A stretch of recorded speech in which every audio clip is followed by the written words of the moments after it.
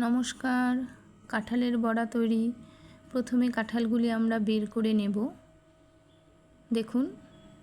তারপর সেগুলিকে আমরা ঘষে রস বের করে নেব।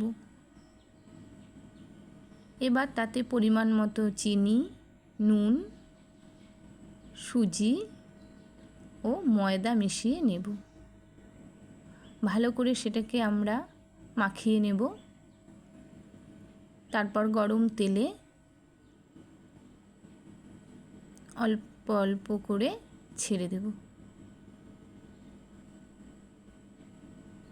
মিডিয়াম আঁচে আমরা সেটি ভেজে নেব।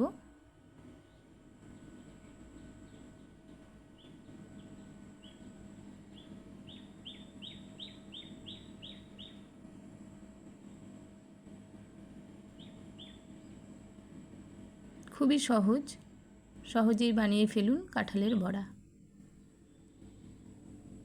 টাটা।